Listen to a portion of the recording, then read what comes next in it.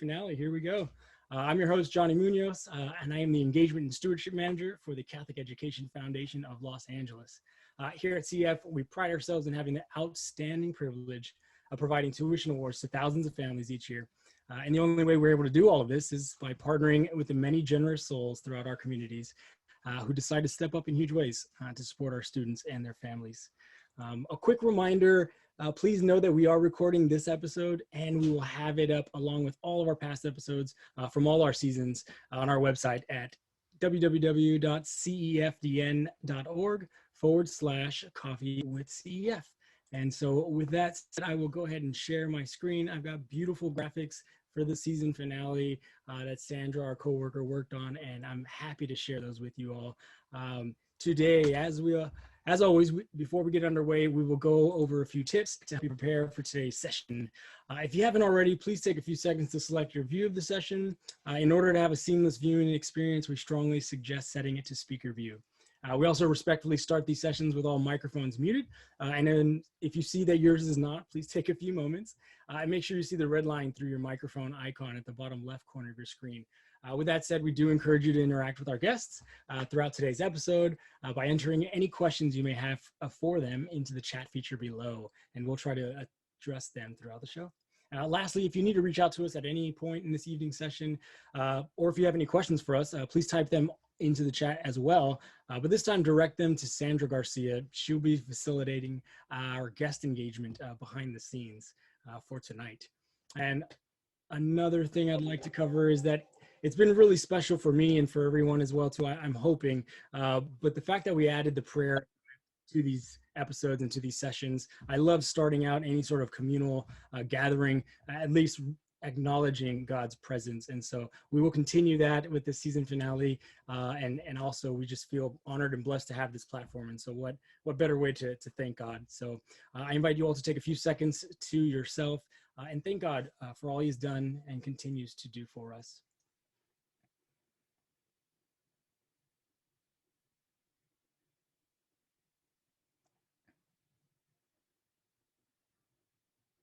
Amen.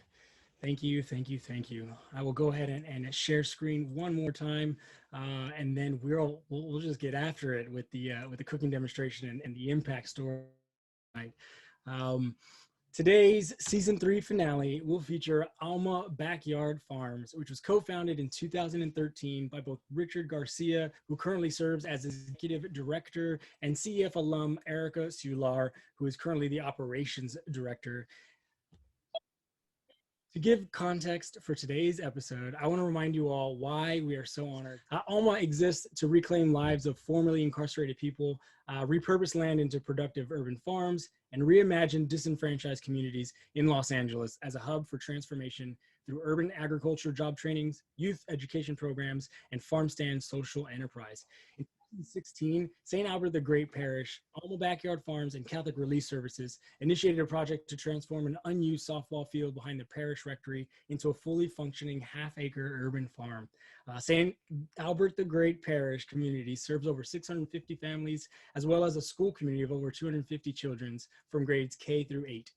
And because of Alma Backyard Farms, these individuals and households have access to nutritious and organic quality food. Through this project, the parish hosts free farmers markets, food distributions, and enhanced service learning opportunities for the children of St. Great School. And that's why we've invited them back onto Coffee with CEF for a second time to speak with them and basically to learn of the creative ways they've continued to serve their communities in a time of great need. The co-founders are both here with us tonight, along with one of their very talented colleagues to fill us in on what has been nothing short of a challenging year for Alma Backyard Farms. They assessed a rise in food insecurity caused by the pandemic and rushed to do what they do best, which is serve. And so with a robust and intentional social justice heartbeat behind their work ethic and a passion for educating our future generations of the best way possible to take care of our shared planet. And so tonight will act as a precursor and hopefully a catalyst to what is a springtime full of sustainable approaches to the way we prepare and cook our food and ultimately live our lives. And so we're so honored first to have Richard Garcia. He is the executive director and co-founder. Richard's passion to grow food comes from a long line of Filipino farmers. He's a Los Angeles native. Richard lives to see that no life or land is wasted in the City of Angels. Richard studied at St. John's Seminary College and has extensive experience in pastoral ministry inside juvenile halls and prisons. As a pastoral minister, youth advocate, and urban farmer, Richard knows how growing food is a transformative way of bringing people together. Since completing an MA in pastoral theology at Loyola Marymount University, Richard incorporates principles of restorative justice into urban farming. Thank you, Richard, for joining us. We are so appreciative to have you. Next up, we have Erika Sular, Operations Director and co-founder. She's an LA native and first-generation Mexican-American growing up in Watts. Erika witnessed how her community has been fraught with challenges in education and food insecurity. Undeterred by these challenges, Erika pursued a degree in education at Loyola Marymount University. Erika applied her studies to empower previously incarcerated women and men at Homegirl Cafe, a division of Homeboy Industries. Her years of social enterprise management ensures the integrity of Alma Backyard Farm's mission and its financial viability. Erika's talent for landscape design was further advanced through her landscape architecture studies at UCLA's Extension and through her work as project manager for a top-rated outdoor living company. Erika's passionate about teaching families and children how to grow and cook culturally relevant and flavorful meals. So wonderful to have you this evening, Erika. And last, we have Guadalupe Figueroa, otherwise known as Lulu, from Alma Backyard Farms as well. Born and raised in South Los Angeles, Lulu has seen and experienced the grave need to reduce food insecurity and create more equitable environments for present and future generations to come. For over 7 years, Lulu has worked in the hospitality industry, holding many positions in kitchens, ranging from baker, prep cook, production manager, and kitchen manager in several of LA's well-known restaurants and bakeries. Since joining the Alma team, Lulu supports the team with harvest and post-harvest production, farm tasks, and culinary programs. Lulu, we're so excited to be hearing from you tonight. And with all of that said, I think it's time for me to stop talking and allow the guests of honor to take over the night and to grace us with so much talent and so much passion behind what they do. But I need to ask what you all have brought to drink, because this is the last time for season 3, and I'm just so excited for it. And so, well, let's start with Lulu. Did you bring anything to drink this evening? I have water. It is Yes. Here we go. my reusable hydro flask. There we go. Reusable. Stay hydrated. I love it. And let's go ahead and move on to Richard. Richard, did you bring something to drink with you? I did. I wanted for it to be wine with CEF, but I enjoyed water. So this is my drink. That's all good. I like it. We have an event next week that you can easily just bring whatever you need to bring. We're gonna have cocktails with CF next week, so maybe you should come to that. Then you can bring that drink. That'd be awesome. Thanks, Richard. I appreciate that. Erika, what did you bring to drink tonight? I have a tea. I have a chai tea with some soy milk in my Yeti cup. So just enjoying a warm sip as it kind of gets a little chilly out here. Cheers. Absolutely. Cheers to everyone as well. You know what? I'm going to actually reach out to some of the guests here as well, too, and see if we can get some other drinks. Hey, Brian, do you have anything to drink with you tonight that you wouldn't mind sharing? You're on mute. Yes, but I think he brought water, though. This is the trend for the evening. I love it. Just water. I'm still at the office. There you go. Safely. Make it safely home. I love it. How about we have a past guest on here as well, too, Trace Funk. I'm going to put you on the spot. Did you bring anything to drink? Oh, you're on mute too. No. I'm dying of thirst and I have nothing. So no, I'm going to go get something if you don't mind. I'm not leaving, just going to get a little beverage, non-alcoholic. I'm the one here that's making myself dehydrated while everyone's hydrated. This is awesome. Catherine, how about you and your family? Do you guys have anything special to drink for the evening? We probably need to make a bottle here in a minute, but nothing right now. Absolutely. That's amazing. Thanks, everyone, for hearing us. Hi. Thanks for being here. Oh, this is an even more special night. Oh, I love it. Thanks, Catherine. That's beautiful. All right, all right. So let's go ahead, and I'm gonna officially pass the baton. Thanks for humoring us with our fun little icebreaker. It's been a thing that we've been doing for all the episodes, so we couldn't skip out on it. But anyways, we're gonna have our guest of honor take over, like I said before. And so first, why don't we have Erika and/or Richard, if you wouldn't mind starting us off by painting a picture of how these first 4 months of 2021 has been for you and the team. We all know how 2020 kind of, just took us by storm, and all of the moves that everyone had to do, but more of a current sort of movement that you guys are doing, or a current snapshot of where you guys are at. How has 2021 looked for you all? Richard, would you like to get a head start on that? Sure, I would love to. I'm on one side of the farm and Erica's on another side. I'm next to a bunch of rows Oh, wow. that are being turned over. And I think that the rows that are being turned over and prepared for a new season is reflective of what's taken place over the last 4 months. During the last 4 months, we've continued to distribute grocery kits filled with fresh produce that we grow, pantry staples and other prepared foods, 250 grocery kits every other week. So that's what we've been doing for the past 4 months. And in between that, there's all the farm work and the preparation that accompanies that farm work. We've also been developing a farm site in San Pedro across from a parish called Holy Trinity, where we hope to launch a similar model of a farm stand where people have access to fresh and healthy food, where we plan to launch educational workshops where children and families have a chance to learn how to work the land, and essentially create a space where people could safely interact with each other and grow together as a community. I think in a nutshell that that captures more or less what's taken place over the last 4 months. There have been challenges, and I think we've accompanied folks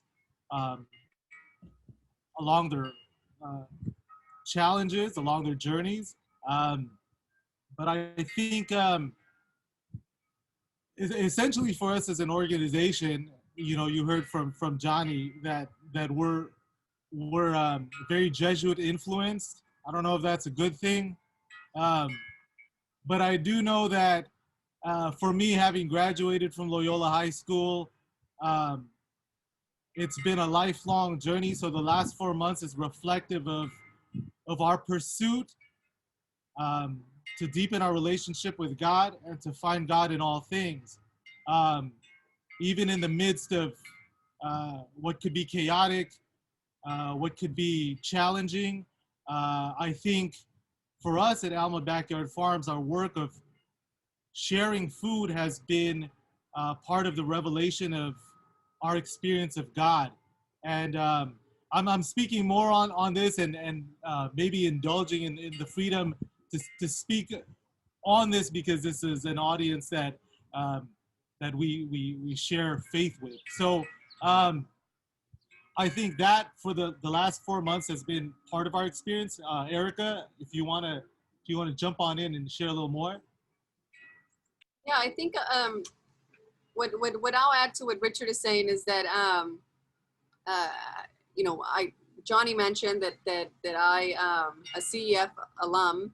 I have been Catholic educated for most of my life.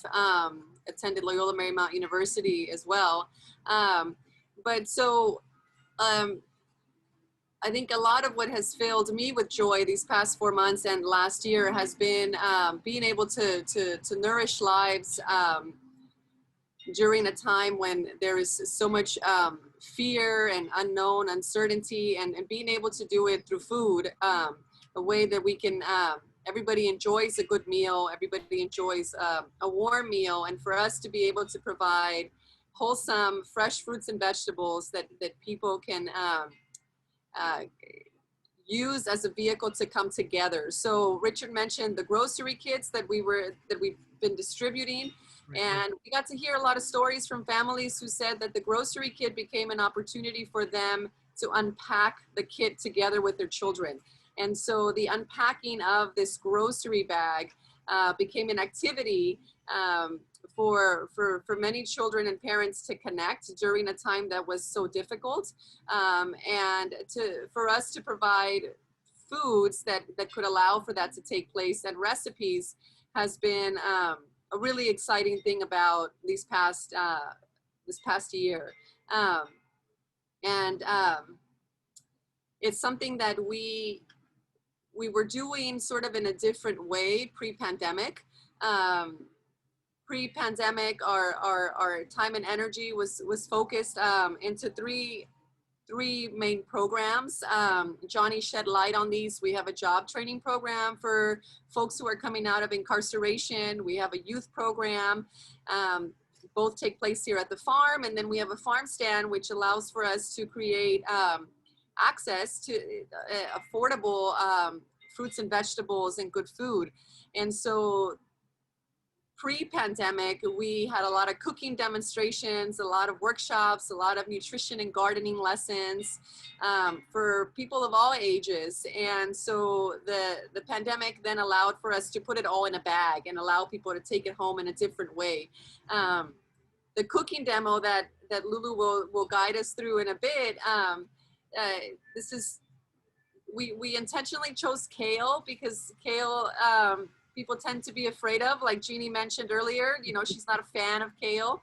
And I think kale can have that reputation. And so we wanted to introduce 2 different salads that could make kale more appealing and tasty. And there are so many ways that you can prepare an ingredient like kale. And so when we, oftentimes when we're introducing a vegetable or a fruit or a vegetable that isn't as common in our community, we tend to do it in like a quesadilla. For kids especially, quesadillas are a great way to introduce a new vegetable. So we're not doing quesadillas today, but if this was for the kids, we may have a little skillet going in addition to the salads, and just warm up some tortillas, cheese, and throw a little bit of kale in there just to slowly introduce it, as opposed to saying like, here's a bowl of kale. So we try to do it in a way where it's sensitive and culturally relevant, and also very tasty. So yeah, Richard, do you want to jump in? Yeah, I wanted to say also that during the last 4 months, I think in regards to our relationship with land, a lot of the inspiration behind our work was Laudato Si, and you know, Pope Francis's invitation for us to care for our common home. And there's been quite a bit of reflection on our experience of land. Land as it's not just a piece of property. It's not just a space that human persons inhabit and could manipulate and control. Land is a place for restoration. In fact, it's our experience that land is restoring us. And I share this because I know that I think you learn to like kale when you massage it, but the thing about what our growing entails, and I wanted to share this with you because I think it's an insight, that prior to the pandemic, we use the same recipe with regards to how we grow, our inputs into the soil, how we amend the raised beds, and how we prepare the soil when we're planting new seedlings, new seeds. But for the past 4 months and even longer than that, we adhere to good agricultural practices. So we record all our data. The plants have grown exponentially more.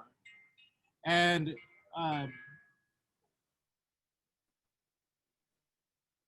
it is the reality that the plants in relationship to us have responded to our need. And in some real way have provided more.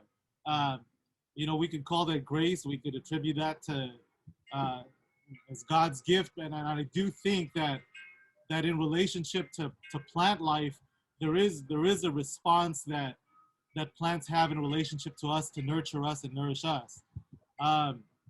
So the kale that Lulu will prepare is stuff she just harvested earlier. I hope when it is safe, you could all visit the farm here at St. Albert's, or you could visit the farm over in San Pedro, and have the experience of maybe harvesting your own bundle of kale or picking your tomatoes. That being said, I'd love for Lulu to whet our appetites. You know, wine goes great with kale also. This particular salad, I personally would pair it with a red Zinfandel because of the peppery notes. And I'll turn it over to Lulu. Thank you, Richard. Oh, how great. I love the parallels. That's amazing. Lulu, go ahead. Take it over. Everyone, good evening. I'm Lulu. So today we will be making 2 types of kale salads. One is a Tuscan kale salad using our Aceto kale, or also known as like Dino kale, Italian kale. And then our second salad will be made with regular green curly kale. So a little bit about kale before we start. As you may or may not know, it is one of the most nutrient-dense vegetables. It's a leafy green. It contains a lot of vitamins and minerals that the body needs. Just to name a few, it's like vitamin A, C, K, B6. There is a lot of calcium and potassium, phosphorus in there, and there is also antioxidants which help prevent and combat different diseases and different cancers that might come about throughout life. It's a little bit about kale. So if you do decide to add some kale to your diet, it does have a lot of fiber and it's low calorie, so it'll aid in digestion as well. It pairs very well, like Richard said, with a nice little glass of wine. It does have peppery notes. The Aceto kale specifically is a little bit more delicate in flavor and easier to digest. The green curly kale is a little bit more fibrous, which we will be massaging it to get a little bit more of the flavors in, but also to break down that fibrousness and make it a little bit more enjoyable, but also easier to digest. So our first salad, as I mentioned, will be made with the Aceto kale.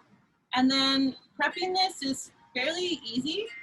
You just give it a quick rinse. You can pat dry it. You can throw it in the salad spinner to dry it off as much. But prepping this is just, you can see there's a thick stem in there. Right. Just kind of bend the leaves over a bit and then just rip it right off the. Oh, wow. And then you can just throw this right into your compost bin. There you go. Thank you. Just so you guys can see. There's another one. Just kind of peel it back a bit and then right off the stem. That's incredible. And then these we are going to cut into a ribbon.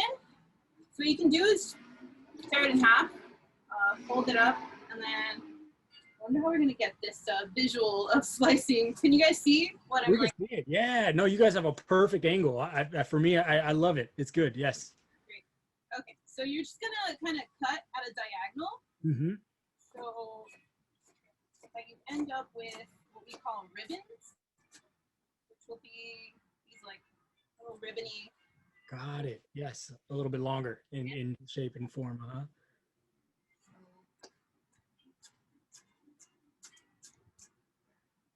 And you can just throw that right into your bowl full of kale.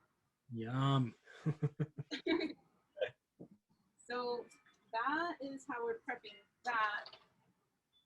These salads are fairly easy. They're some ingredients you might already have in your kitchen: lemon juice, olive oil, salt, and pepper. For the Encino kale salad, I added garlic. I just minced it right up. Okay. You can see that in there. There's tiny little. Right. I have my lemon juice and olive oil already in here, so we are just going to season with salt and pepper. Now, salt and pepper is just to taste. So if you like it a little bit more on the savory, salty side, you can add as much as you like. It is already peppery in flavor, the kale, so you might not want to go too heavy on the pepper, or if you don't like pepper, you can just completely omit it. So you get all of your ingredients for the dressing, you just whisk them up, and then it's pretty simple. You just throw it right in on top of the kale, and from there you can toss it. Now you can choose to toss it with your hands or tongs. Just kind of go right in and just completely coat the kale. And that is your basic just Tuscan kale salad. Now for this, Do you need to massage that one? this one, no. This one is a little bit more delicate in texture, so it doesn't really need to be broken down so much. Hey, I can see it. That's good. Thanks for the light. A little bit of a better visual. Yes. Kind of ribbons. So with this salad, you can add anything from croutons to breadcrumbs for texture. You can add fresh or dried fruit. I prefer like sliced apples or strawberries. Strawberries tend to pair very well with kale as well.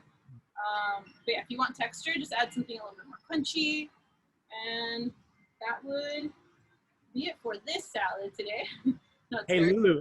Hey, Lulu, I have a quick, not really a question, but I'm just going to mention as well, too, all of our guests in most of these episodes, we have like a Q&A format. So if any of our guests have any questions, we usually type them in, and I said to type them in. But if you want to actually unmute and ask a question here or there for all of you who are attending, I'm sure Lulu will be able to facilitate those questions as well, too. So just a reminder for everyone. That's it. This would definitely be a good time for any Q&A if anyone has Exactly. questions. Any questions around there?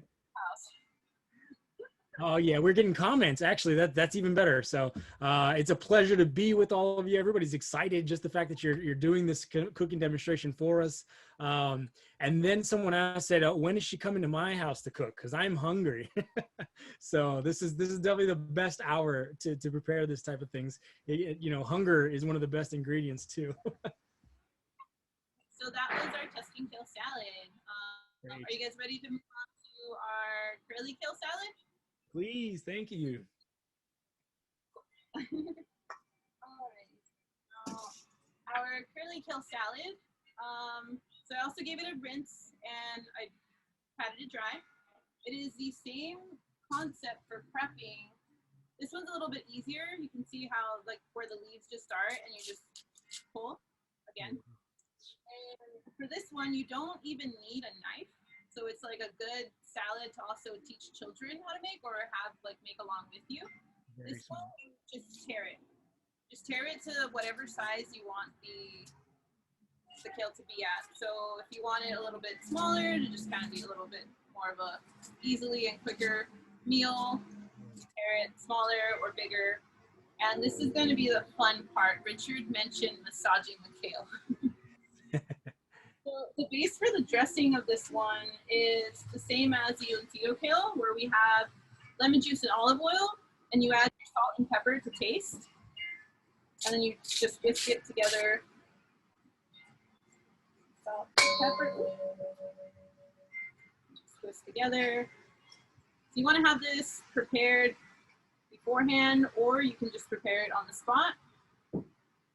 From here, Again, we just pour it right over our kale. It's already been prepped.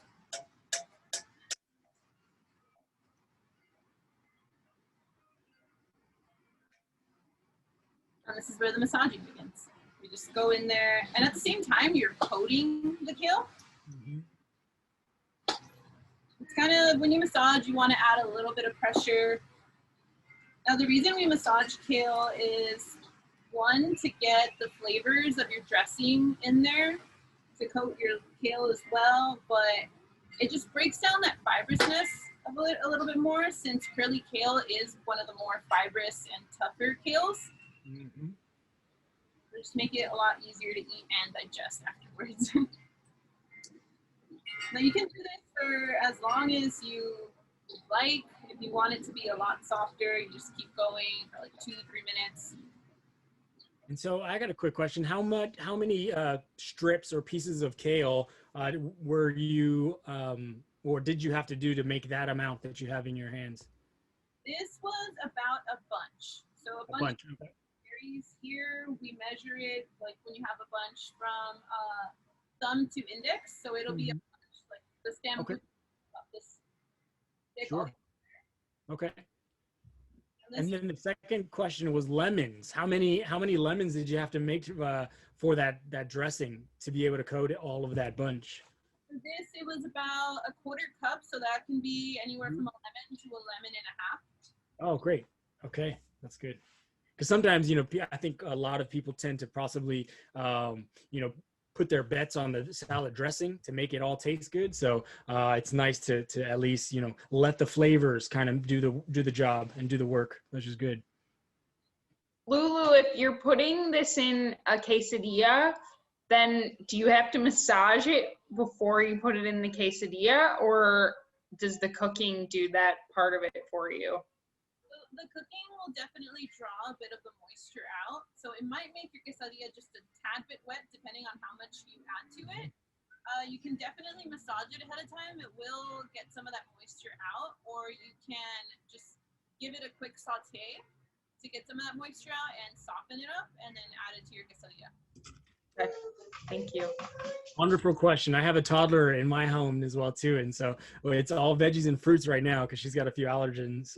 So that's great. Thank you. At the beginning, it looked like a lot. It looked like a massive bunch of kale in here, but the more you massage it, it breaks down. Yes. And you'd say how many servings would that be, I guess? I want to say this will probably make anywhere from 4 to 6 servings. Oh, see, that's great. Yeah. Okay. As well. If you're serving small portions, you can maybe get 8. Yes. Yeah. So we have our kale massage ready to go. This particular salad, we are garnishing, or we're adding particulates, which are walnuts. Ooh, yes. Some dried cranberries. Now our cranberries were a little on the bigger side, so I gave them a quick chop. And you'll get a little bit more of them dispersed throughout the salad. And then our walnuts are whole or halved. So I'm just gonna go ahead and crush them up by hand. You can chop them or you can crush them and just throw them right in. This is my part. This is what I love to add to my salads. I mean, I have a bag of raw nuts all the time, and so this is what's making the kale for me. Thank you. And this is like more of a sweet variation. If you want something a little bit more savory, you can add like crumbly cheese, like feta or blue cheese, whatever your preference is. You can add shredded carrots or cherry tomatoes, like halved and thrown in there. You can also, if you want it a little bit extra savory and you eat meat, you can also just cook up a little bit of bacon and throw bacon bits in there as well. All right. And then I think that is about it for our salads. There is one thing that I missed on our other salad, was some Parmesan cheese. You can just grate the cheese just right over, put it in so you guys can see it. So just kind of grate it right over. It doesn't have to be Parmesan cheese. It can be pecorino, it could be mozzarella, whichever cheese you have or prefer.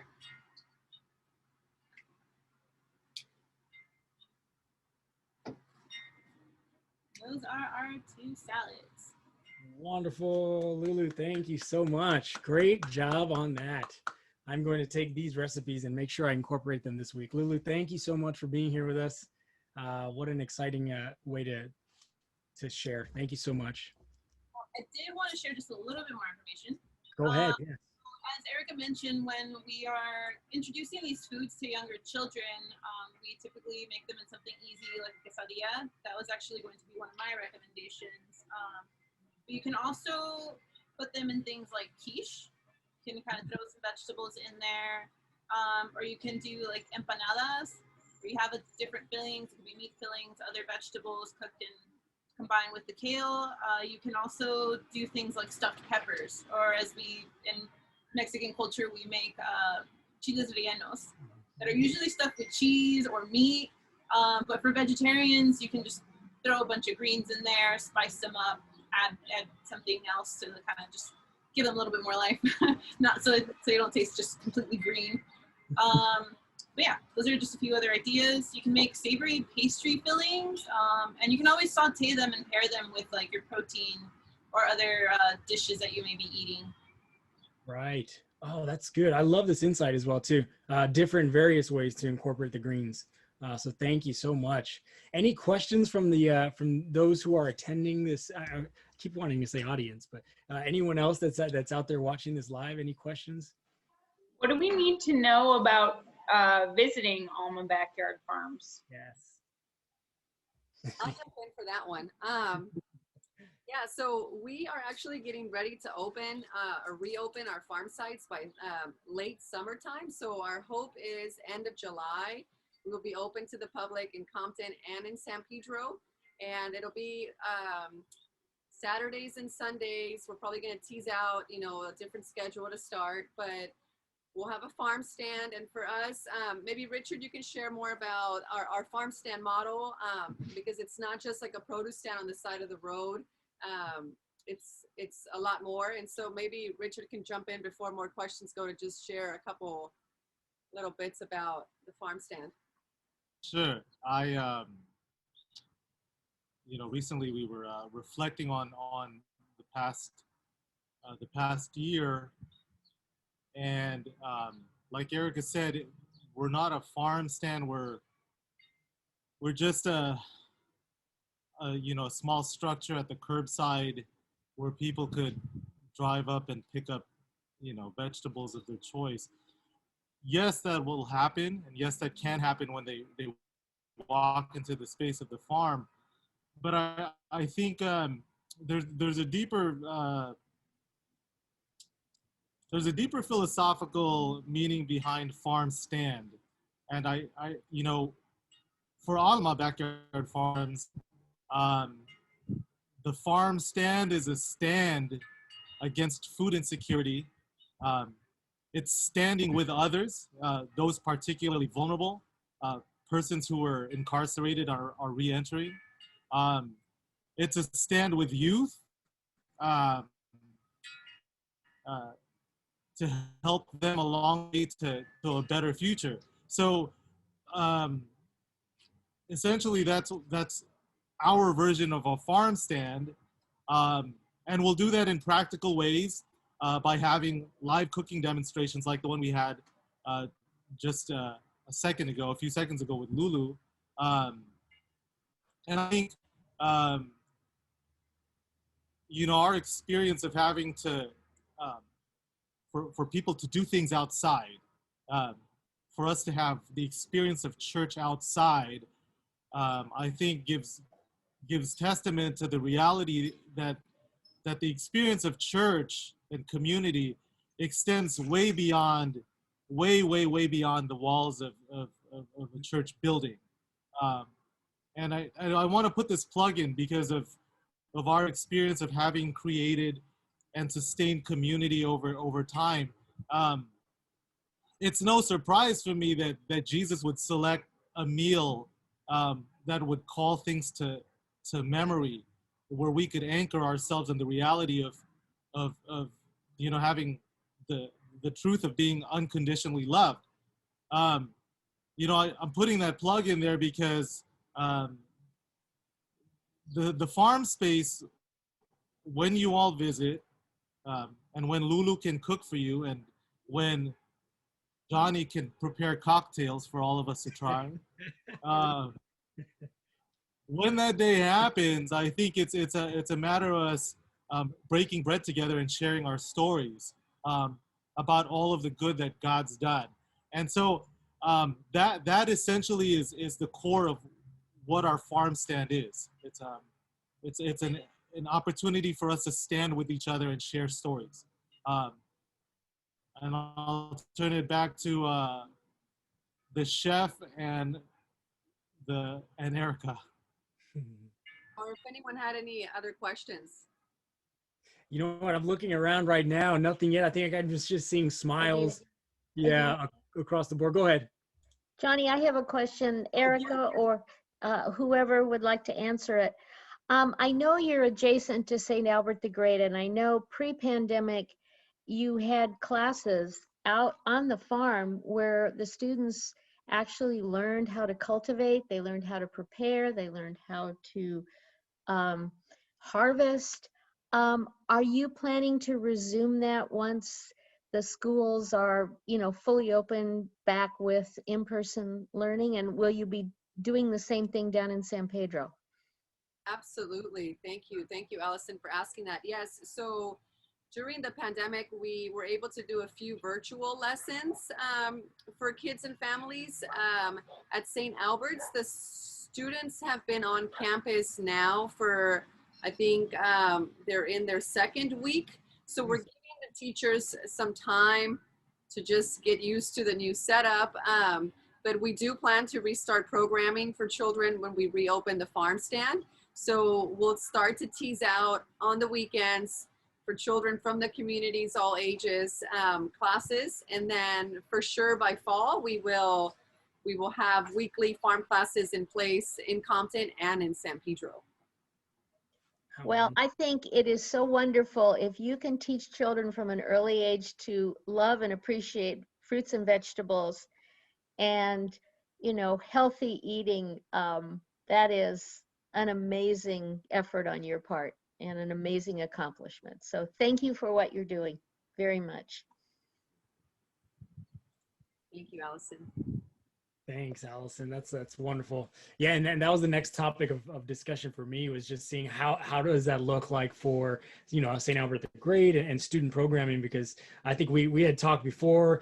We did an interview for an article that we did, and we had some great nuggets of just the same thing, parallels along the lines of teaching these kids from seedling to compost, just the entire journey and what that harvesting is and what the nurturing is, and that paired with the restoration, I think it was such a huge thing to I guess have honor and to have pride in, knowing that you guys are really cultivating the next generation there at St. Albert and all kids across the board as well too. It's truly remarkable. I think the amount of commitment to our youth is really going to change this world, and so doing that. We're so happy that you guys are in the place that you are to do that. And thank you for all of the student programming that you have done to this date. So anything to add on student programming, Richard or Erika? Yeah, I could just say it's been brought to our attention, this experience of the pandemic. Outdoor space, spacing, 6 feet apart, 3 feet apart, 60 feet apart, whatever space it is. I think in terms of space, I think there are other parishes that have a significant amount of land that could otherwise be reimagined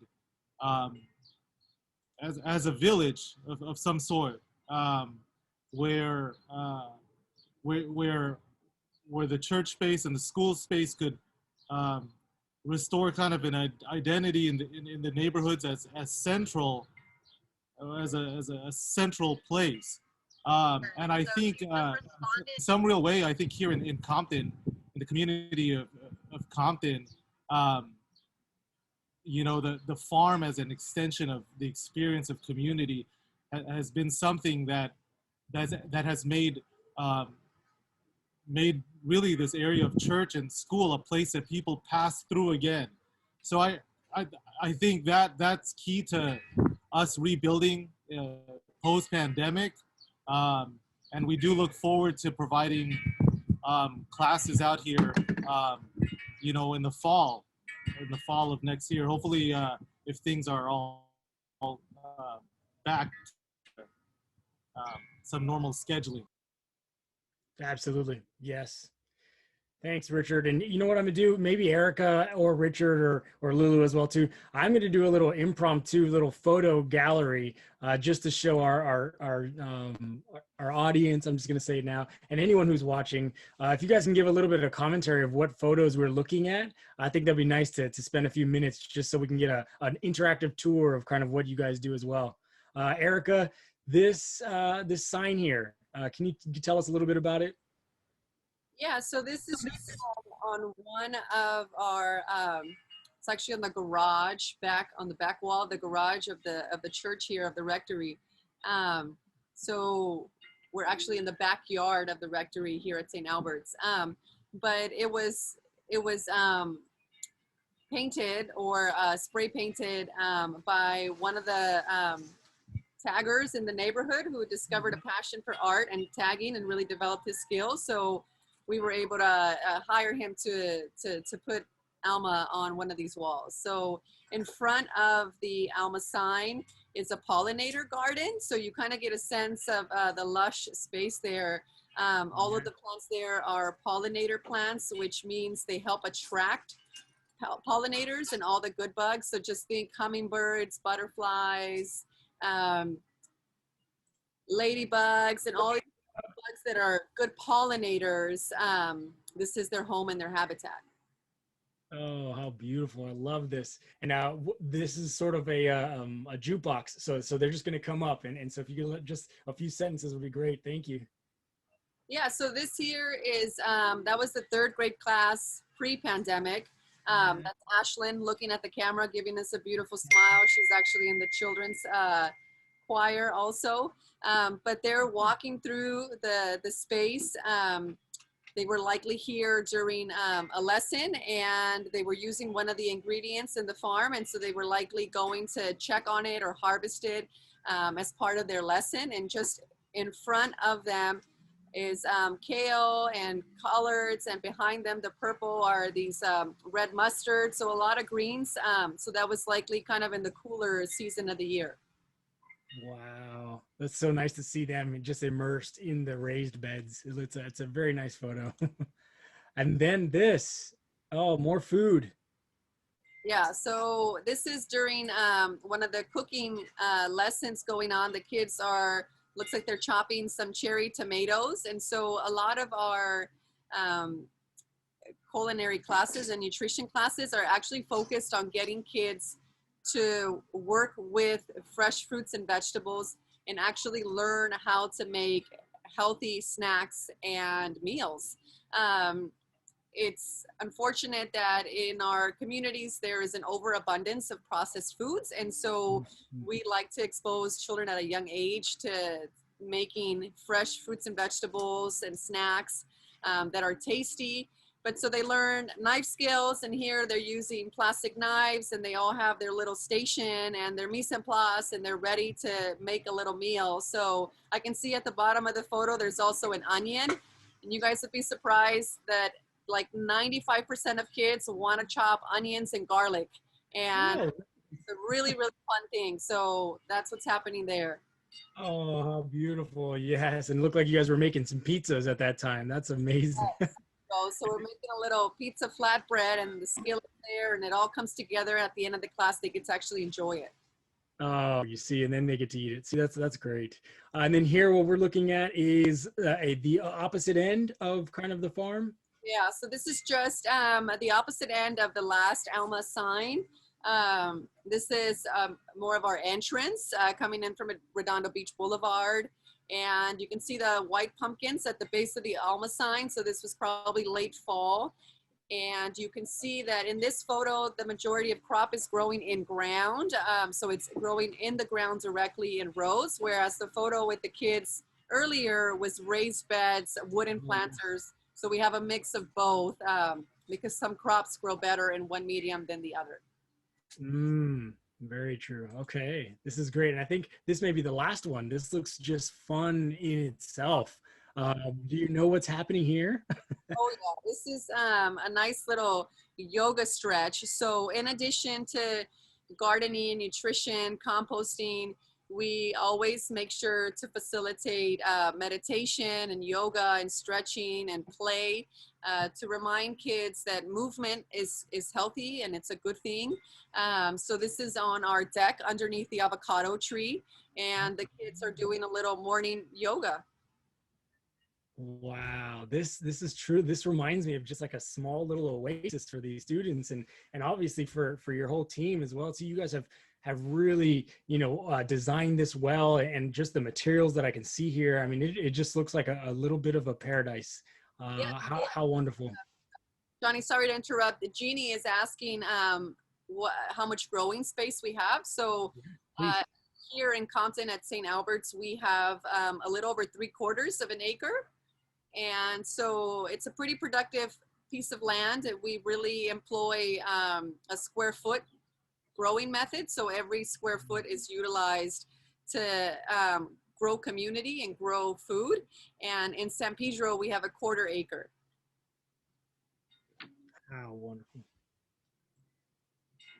We have another question that came in as well too. Do you all, or at Alma obviously, but do you guys host events and or meals such as what we're doing right now on a regular basis? Our farm stand tends to be the space that hosts events. So we'll invite a chef to come around, and aside from, you know, not just a cooking demo, but a full-on cookout where people can actually enjoy a full-on meal. We've also done fundraiser events where we partner with some of our chef and restaurant partners, and we'll have really nice lunches or dinners. We're looking forward to restarting or being able to do that again, maybe towards the end of the year. But we have done a few private events also, if that's what people are kind of hinting at, hoping to be able to do more of that as well. Absolutely. How awesome. Erika, well, thank you so much. I'm just gonna end it with one, just a praise. I'm just so happy that we are able to connect with you. We're not often do we have the chance to speak with our alums, to bring them on to, you know, we try to always have some impact stories, and, you know, the students that we do, you know, provide tuition assistance to K-8 or K-12.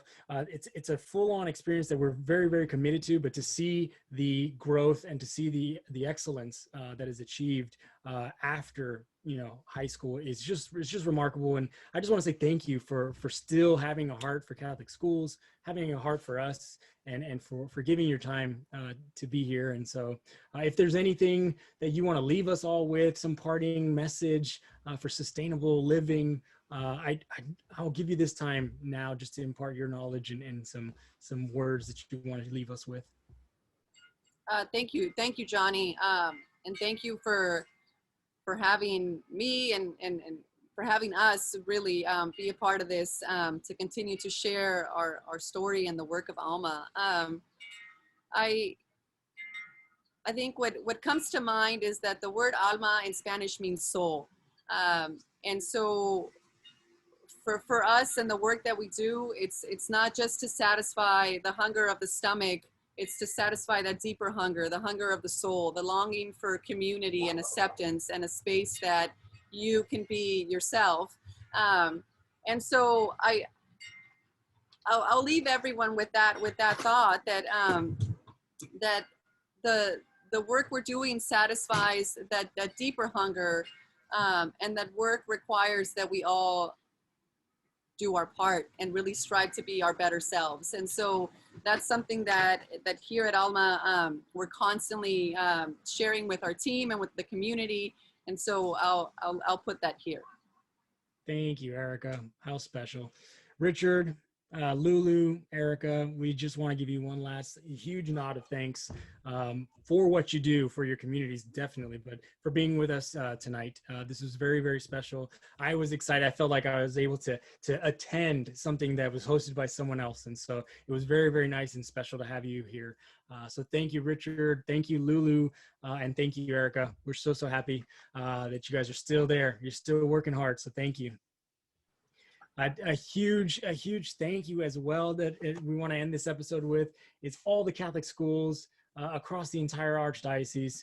There's stories like these from people like Erika and Richard and Lulu that give their all to their Catholic schools and to the experience for the children. And so we're just so thankful, and vicariously we're just extending a huge thank you to all the administrators and all the staff and the pastors that are out there in the Archdiocese. Thank you for doing what you have done through this pandemic and through this entire year. So it's just really remarkable. And so we also want to say, if this episode has touched your heart, if our season, what we're doing is something that you can also get behind, we encourage you to take some time and give on our website at www.cefdn.org. Please remember that 100% of your donation goes straight to tuition awards. And for more of this to happen, for more of the Catholic education to have the quality that it has. And so we're so thankful. And so we want to give you that opportunity now. Next as well too, if you want to learn more about Alma Backyard Farms, please give their website a visit. It's at www.almabackyardfarms.com. Erika was also mentioning in her chat, or in the chat feature, that she will be updating for an opening date on the website. And also, if you're following them through Instagram, go ahead and do that if you're not already. But you'll hear all of those updates there, and hopefully there'll be a time very, very soon where we can all visit the farm, whether it be at San Pedro or there on St. Albert the Great's campus as well too.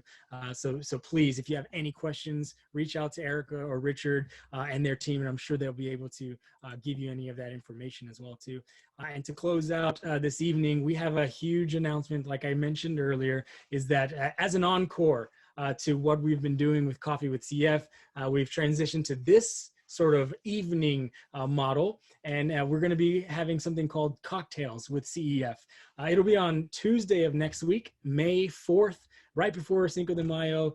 It's a Star Wars day, so maybe if you see Star Wars, remember to come and get to Cocktails with CF as well too. Bring your drink. But yes, we'll be receiving a detailed update on the return of in-person instruction for our Catholic schools throughout the Archdiocese of Los Angeles. This detailed update will be given by the Superintendent of Catholic Schools, Mr. Paul Escala. So we're very, very honored to have him next week on our show or in our event to give that as well. And so we, as a part two to this, we will also be hearing from our very own newly appointed Executive Director, Mr. Doug Cooper. And so he'll be providing us with his vision for the future of CF in the coming years. Please remember, this event is free of charge. Everyone is invited, so feel free to spread the word. And don't forget to register for spot at cefdn.org /cocktails with CEF. And man, it's a little sad to say, but this concludes our episode and also our season 3. So thank you so much for coming. I'm so glad that everyone made it. And big thank you to each and every one of you who have registered, who have attended these episodes, who have viewed the episodes online afterwards, but especially for those of you who contributed to CEF through and due to this initiative. We are forever grateful. So stay tuned for our marketing emails regarding Coffee with CEF's return in the late summer months. And of course, just God bless and enjoy the rest of your week.